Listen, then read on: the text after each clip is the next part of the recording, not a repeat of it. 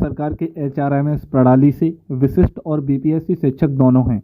परेशान नहीं लिया जा रहा है। शिक्षकों के वेतन भुगतान पर संज्ञान, साथ ही अपीलीय प्राधिकार से नियुक्त शिक्षकों की सेवा हुई समाप्त। वेतन की भी होगी वसूली और शिक्षक की पिटाई से छात्र का फट गया सिर, शिक्षक पर दर्ज हुआ एफआईआर। खबर देखने वाले आप तमाम दर्शक बंधुओं का आपका अपने यूट्यूब चैनल पर स्वागत है। साथी मैं हाजिर हूँ तमाम राज्यकर्मी, विशिष्ट शिक्षक और बीपीएससी से बहाल शिक्षक जिनके वेतन भुगतान पर एचआरएमएस प्रणाली द्वारा कोई भी संज्ञान नहीं लिया जा रहा है। दोस्तों, आखिर एचआरएमएस कहां पर विफल हो रही है और शिक्षक कहां इससे प्रभावित हो रहे हैं? अगर आप कोई सुझाव देना चाहते हैं कमेंट में ज़रूर आप दे सकते हैं। और साथ ही साथ प्राधिकार से नियुक्त शिक्षकों के लिए बुरी खबर है कि उनकी सेवा समाप्त हो गई है और इतना ही नहीं, उनके द्वारा वेतन मध्य में जो भी राशि ली गई है उनकी भी वसूली की कार्रवाई प्रारंभ कर दी गई है। आज के इस वीडियो में इन दोनों ही बिंदुओं पर विस्तार पूर्वक चर्चा करेंगे। आपने चैनल को सब्सक्राइब और शेयर नहीं किया है तो दोस्तों मित्रों के पास में जरूर शेयर करिए। बिहार सरकार की एचआरएमएस प्रणाली हर बिंदुओं पर विफल साबित हो रही है, जिसके क्रम में इन दिनों जहां एक तरफ बिहार के विशेष शिक्षक परेशान नजर आ रहे हैं तो वहीं बीपीएससी से बहाल शिक्षक भी एचआरएमएस प्रणाली से काफ़ी परेशान हैं। दोस्तों, दोनों शिक्षक आखिर कहां परेशान हैं, इस पर हम बारी बारी से चर्चा करेंगे। लेकिन इससे पहले आइए सबसे पहले विशेष शिक्षक जो परेशान हैं उस पर हम चर्चा करते हैं। आप सभी को मालूम है कि सक्षमता 1 के अंतर्गत सफलता प्राप्त हुए लगभग 3 महीने पहले राज्यकर्मी का दर्जा प्राप्त कर लिए, उनके प्राण नंबर भी जनरेट हो गया। लेकिन वेतन भुगतान के मामले में अभी तक बिहार के शिक्षक पीछे नजर आ रहे हैं और एक एक पैसा के लिए मोहताज नजर आ रहे हैं। जहां एक तरफ एसएस डॉक्टर एस सिद्धार्थ के द्वारा वेतन भुगतान के मामले पर एक तरफ गंभीरता दिखाते हुए यह पत्र जारी किया गया था कि फिलहाल वेतन निर्धारण का कार्य स्थगित रखते हुए बिना वेतन का संधारण ही वेतन का भुगतान किया जाए। न तो शिक्षकों को वेतन का निर्धारण हुआ और न ही शिक्षकों का वेतन का भुगतान हुआ। मैं कहना चाहता हूं दोस्तों कि शिक्षा विभाग यह दावा करती है कि जिस वक्त शिक्षकों का अनबॉन्डिंग का कार्य संपन्न हो जाएगा उसके 24 घंटे के अंदर ही शिक्षकों का वेतन का भुगतान हो जाएगा, लेकिन यह हकीकत नहीं है। हकीकत यह है कि दोस्तों एचआरएमएस पोर्टल के माध्यम से ही 19 मार्च 2025 को अतन रिपोर्ट प्रकाशित किया गया था। उस रिपोर्ट के अनुसार 1,37,000 से अधिक शिक्षकों में से 1,33,000 शिक्षकों का अनबोर्डिंग का कार्य संपन्न हो गया था। उस वक्त 43,000 शिक्षकों का वेतन का भुगतान भी हो गया था 19 मार्च 2025 को। लेकिन बड़ा रिपोर्ट एचआरएमएस पोर्टल से यह जारी किया गया था कि 1,33,514 शिक्षकों का अनबॉन्डिंग का कार्य संपन्न हो गया। शिक्षक इस बात से आशान्वित हो गए कि जब हमारा अनबॉन्डिंग का कार्य संपन्न हो गया तो 24 घंटे में तो हमारे वेतन हमारे खाते में ही गिर जाएगी। लेकिन अभी तक जो खबर प्राप्त हो रही है, हालांकि एचआरएमएस पोर्टल के माध्यम से कोई भी रिपोर्ट जारी नहीं किया गया है 19 मार्च 2025 के बाद, लेकिन जिलों से प्राप्त आंकड़ों के अनुसार 5,000 शिक्षकों का भी वेतन का भुगतान 22 मार्च 2025 तक नहीं हो पाया। तो एचआरएमएस पोर्टल जो दावे करती है कि 24 घंटे में अनबॉन्डिंग का कार्य संपन्न होने के बाद शिक्षकों के खाते में वेतन गिरा दिए जाएंगे, आखिर यह दावा क्यों विफल हो गई, सवाल यह उठता है। दूसरा तरफ दोस्तों, जिन शिक्षकों के द्वारा पैसे दिए जा रहे हैं उनका सिर्फ अनबॉन्डिंग का कार्य ही हो रहा है, वेतन का भुगतान नहीं हो रहा है। एक तरफ शिक्षक जहां पैसे देकर अपना अनबॉन्डिंग का कार्य करवाते हैं उनके खाते में पैसे गिरते ही नहीं हैं, तो यह पैसे खर्च करने से भी आखिर क्या फ़ायदा। शिक्षा विभाग के कर्मचारियों का पेट भरा जा रहा है, उनकी ही जेब भरा जा रहा है।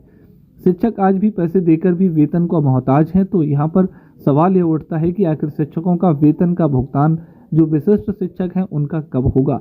ढेर सारे जिले के बीपीएससी शिक्षक भी परेशान हैं, उनका भी फरवरी माह का वेतन भुगतान नहीं हुआ है।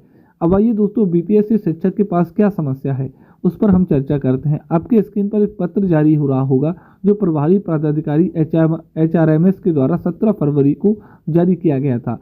बिहार प्रशासनिक कार्यालय को इस पत्र में इस बात का उल्लेख किया गया था कि बीपीएससी से बहाल शिक्षक जो राज्यकर्मी हैं उनका वेतन का भुगतान भी एचआरएमएस पोर्टल के माध्यम से होता है और वर्तमान में इन तमाम बीपीएससी से बहाल शिक्षकों का महंगाई भत्ता, आवास भत्ता और वार्षिक वेतन वृद्धि का एचआरएमएस पोर्टल पर सुधार नहीं किया गया है, इसलिए अब अविलंब ही इसमें सुधार कर दिया जाए।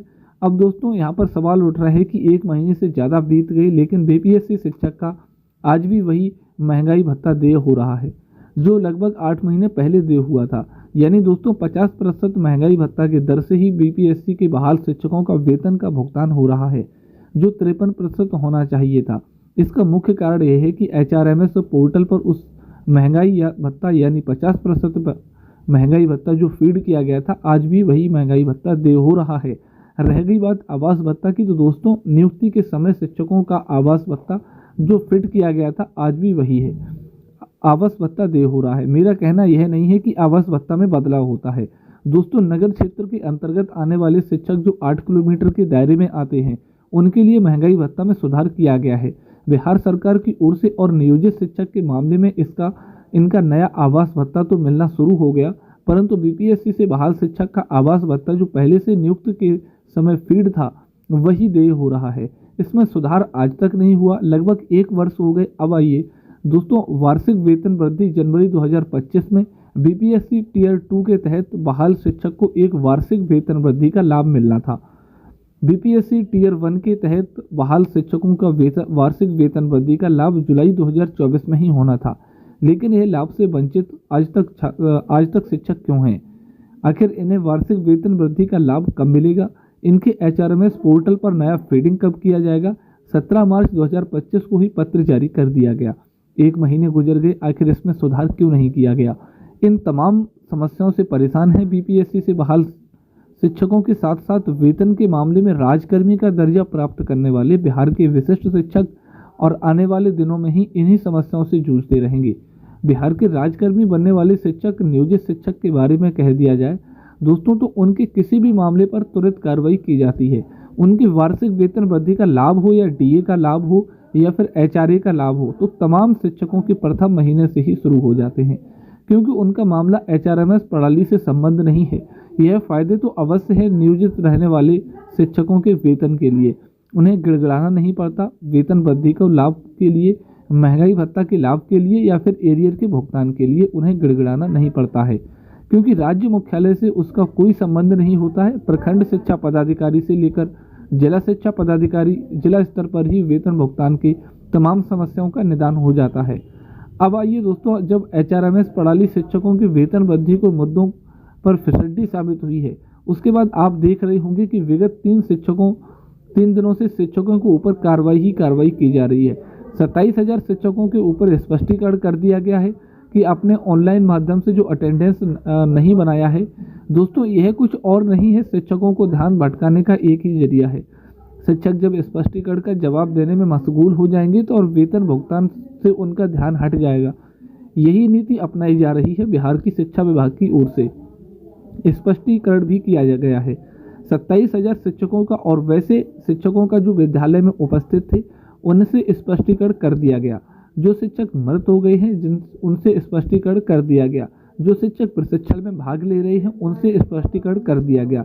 और बड़ी बात यह है कि शुक्रवार को उर्दू विद्यालय बंद रहते हैं, उनका वह साप्ताहिक छुट्टी होता है। लेकिन बड़ी खबर शिक्षा विभाग की यह है कि शिक्षा विभाग की ओर से उर्दू विद्यालय के शिक्षकों के ऊपर भी स्पष्टीकरण कर दिया गया कि आपके द्वारा शुक्रवार यानी 21 मार्च को ऑनलाइन माध्यम से अटेंडेंस नहीं बनाया गया था। यह है शिक्षा विभाग का सिस्टम और एचआरएमएस प्रणाली।